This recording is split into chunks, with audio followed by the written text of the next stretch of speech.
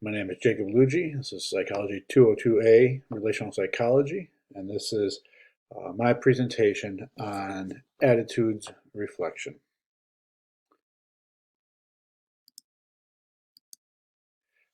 I will admit that when I first took the job as a cultural consultant, I lacked confidence. I was unsure of myself, so much so that I was completely surprised when I was selected for the job. Uh, it was not lost on me that I needed to build up my confidence. I needed to change my attitude and the way I saw myself. So I downloaded a motivational speech called Lion Attitude by Fearless Motivation.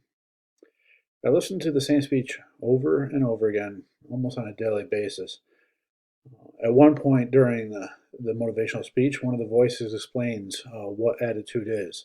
And it says, attitude is what you think, what you do, and what you feel about yourself. Attitude is everything in life, and that's from the Lion Attitude 2016. When I spent some time reflecting on myself the other day and how my attitude was while I was at work, I noticed two things. One, attitude towards self is not shaken. Attitude towards others is definitely waning. In the textbook, it talks about the mode model. It says this view explores how attitudes, which are both conscious and unconscious, are related to the evaluations we make of the target and the subsequent behavior towards the target. Page 239 in our textbook, Social Psychology and Christian Perspective by Angela Sabates. Over the past almost 4 years, my success and accomplishments as a consultant have increased my confidence and attitude about myself.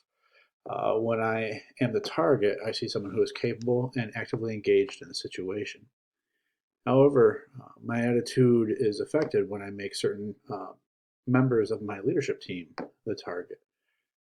When I see indecision and inaction, I get frustrated, especially because I know that my suggestions and conclusions will help them get to where they want to be, and yet they still choose not to do so.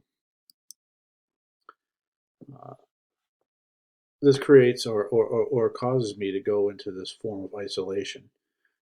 Sabates also says that when we make judgments about these targets, these judgments then affect our behavior towards the target.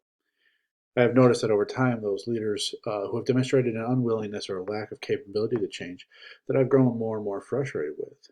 In some extreme cases, I have, in a sense, isolated myself from them, feeling that they are not worth my time or my effort. I understand that this is to be wrong on my part and something that I need to change. I know that my attitude is affected because much of my life in this leadership consulting career is successful. However, these leaders who are not making changes are, in my opinions, my own failures. So even though they are the target, I am really judging myself. When I think about what attitude is color. Spotty says attitude often happens automatically and quickly and color our social cognition and perceptions, often in ways of which we are not even aware. Our attitudes bring depth to our feelings and personalities. They take someone who is happy and make them upbeat or exciting, or they take someone who is angry and make them miserable and can cause them to be a drag to be around. In Proverbs 15:13, it says, "A glad heart makes a cheerful face, but by sorrow of heart the spirit is crushed." Proverbs 15:13, English Standard Version. Scripture tells me that my attitude holds a lot of power. That if I'm not in control of my attitude, I can take something that can take I can take something that can take a sour situation and brighten it up, and I can completely destroy a situation, all dependent on my attitude. Before words or decisions, it is my attitude that very well may determine the outcome.